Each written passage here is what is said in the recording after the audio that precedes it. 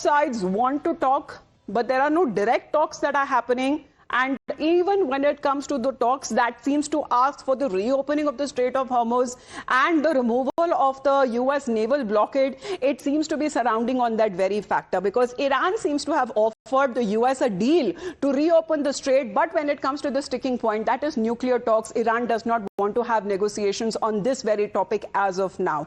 However, it seems to have proposed the reopening of the Strait of Hormuz to end the war with nuclear negotiations that has been postponed for a later stage.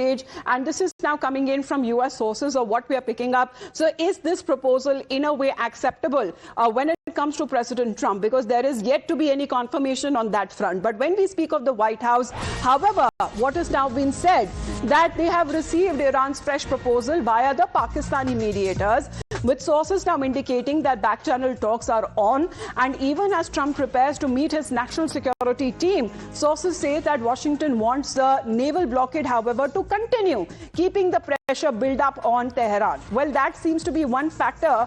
Till the time that Iran does not agree to the terms and conditions, President Trump says that despite the ceasefire underway, there will be no change as far as the US naval blockade is concerned. So that will continue. Now, remember, in the last 24 hours alone, big developments that have taken place. Arakchi, who is the foreign minister of Iran, was in Islamabad. He's been holding bilateral talks. And Mayank, good morning. In these bilateral talks, it seems that Iran has come out with a proposal which the Pakistani negotiators, this is the only place where Pakistan is actually acting as a role of a messenger, seems to be putting that across to the US side. Interesting, because, let us add the recent visits of Iran, which has taken place in the capitals, which is in the region, Middle East region, actually. Oman was the previous one, and before that, we heard that they had a talk with Saudi Arabia also. So what we see is actually, when we can see it as an extension, the proposal can be seen as an extension of whatever they have discussed, and they might be finding it something amenable to everyone.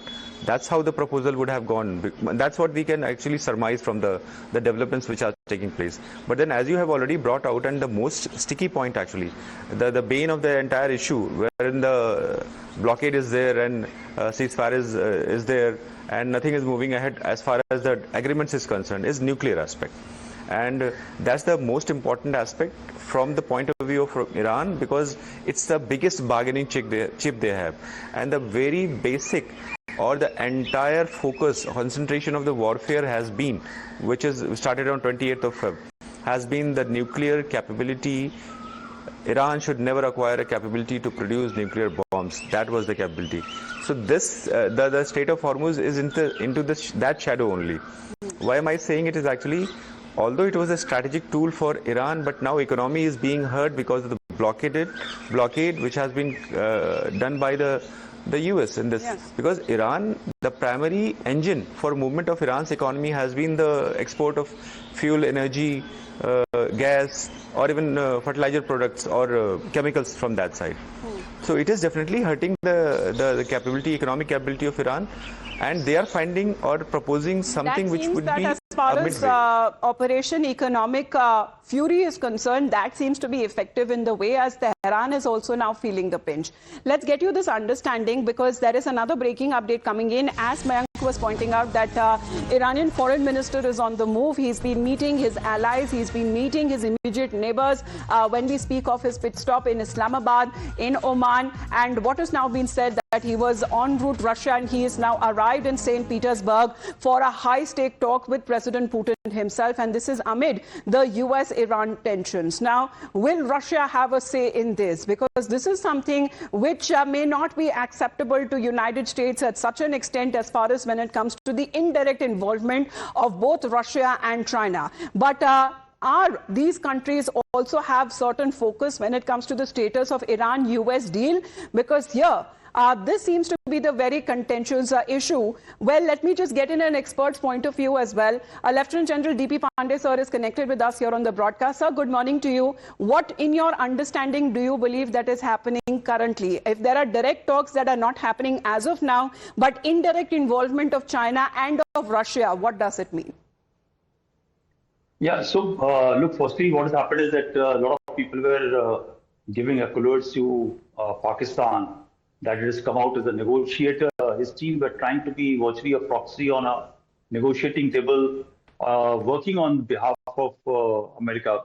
Whereas actually, when you come out for negotiation and talking to two parties, you have to be very transparent and convey each other's point to respective places rather than trying to mold situation and bat on one against the other in such a case.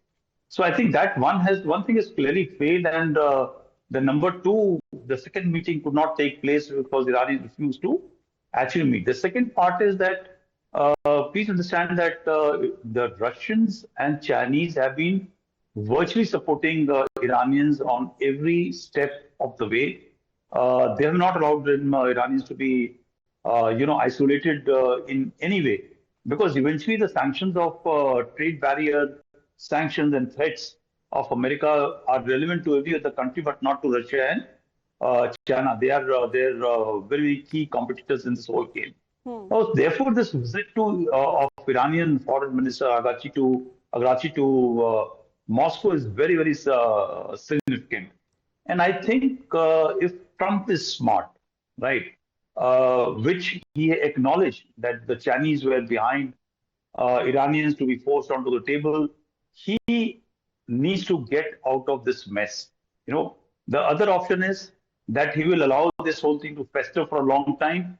Eventually, the current ceasefire will become status quo. Yes. It become norm of the thing, and every country will deal with Iran directly. Eventually, the naval blockade will thin out over a period of time, and people will forget about this entire episode of the bad memory.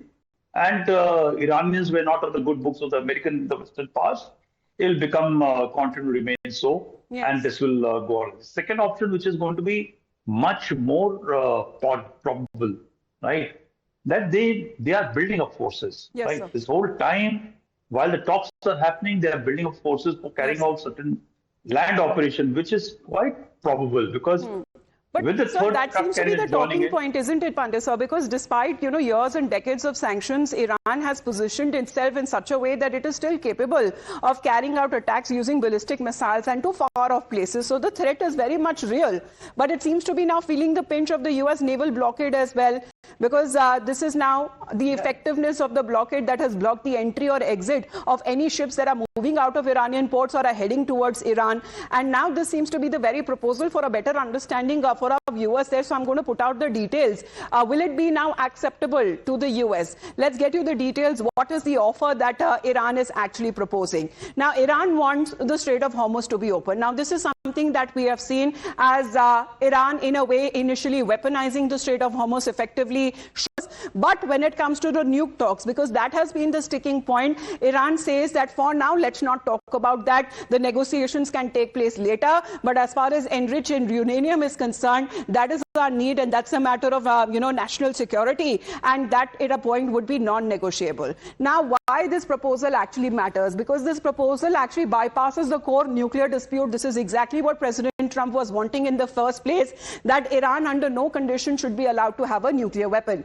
Then what is being aimed at, especially when it comes to fast-tracking the US-Iran deal, at least Iran is coming to the table to hold talks to end the war and the ceasefire that will continue. The breaking also of the long-stalled diplomacy as far as the stalemate is concerned. Because if US is not agreeable to the terms and conditions, then the uncertainty will still loom. And this also talks about as far as what Iran has now been proposing. Let's see if this proposal becomes axiom. Lieutenant General Pandey sir, thank you very much for joining us here on the broadcast with your point of view. Of course, this is something that is now coming across as a big development.